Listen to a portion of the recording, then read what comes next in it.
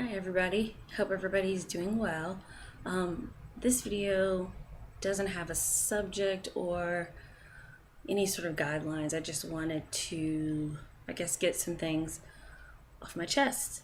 There's a lot of stuff in the news about the kid that just got shot, that was unarmed by a policeman. And let me start by saying I have the utmost respect for all law enforcement agencies. I'm sure their job is very difficult. But when is enough enough? I mean, it's just getting to the point where it's kind of laughable that people keep saying it's not a big deal, or that people that are brought up on charges keep walking. And it's offensive to me on every level. And if you don't know, I'm married to a very Caucasian man. And we have these discussions all the time because he's different and I'm different. So we have to sort of come to an agreement, and sometimes we have to agree to disagree on a lot of different things. I One thing I think is really important as humans is that we realize that we are who we are, and that's how we see life in the body that we're in. And so I can never know what it's like to be white. I can never know what it's like to be homosexual.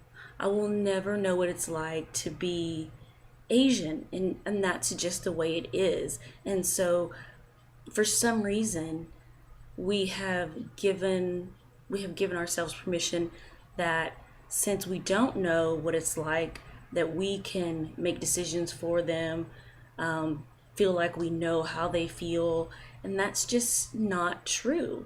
And my husband and I love each other, but we disagree on a lot of things. And until he has ever been judged simply by the hue of his skin, he'll never understand. But he can respectfully have a conversation with me, which is awesome, about it. And he's seen me be upset about it. He's seen me cry about it. So I think he understands from an emotional level what it does to a person. And we can give you examples all day long, but until you've had to live in this skin, you just will never know. A perfect example is in my book, I talk about being a cheerleader. You There's a formula, just like most things. There's a formula, and being black is not the same as being white, obviously. But let's say, for example, a girl happens to be white, and she's not a very good dancer, but she's beautiful. She has better odds than I do in having those same traits, those attributes. Being black, being African American, I have to be all of those things. I have to be awesome at dancing. I have to be beautiful. I have to have a great body. And that's just the way I guess the world is set up, in that my everything only measures up to someone else's half. And that's sickening.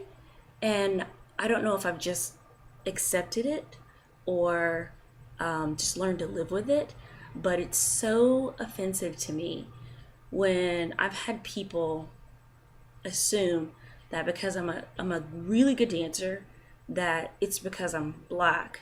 I'm not really sure what pointing your feet has to do with being black, but why am I not good because I worked excuse my French, my ass off? Why am I not good because I listened in class and I practiced and my parents gave me the best teachers and the best lessons? Why isn't it because I've trained all over the world? Why is it not any of those positive things, but I was born with it? Are you kidding me?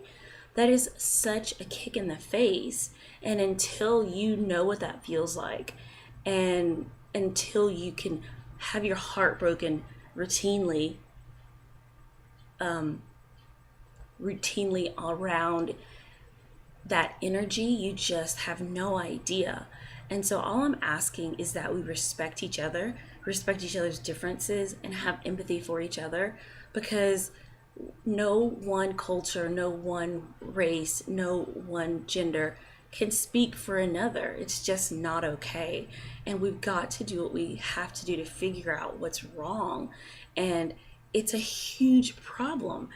Our boys, young African American boys, are getting killed for no reason. That's despicable, and that's disgusting, and it's evil. And I don't understand why not as upset about it as I am. And I'm going to tell you something I've never told to anyone. Being an African American woman married to a white man, I know that one drop of black and you're black. But I was so thankful that I didn't have a son, because I didn't want to have to teach him that no matter what you do, no matter how good your grades are, no matter how respectful you are to your elders, people are going to assume things about you that just aren't true. And I was not ready to have that conversation. I don't know how I could have that conversation, and it would just be heartbreaking to me.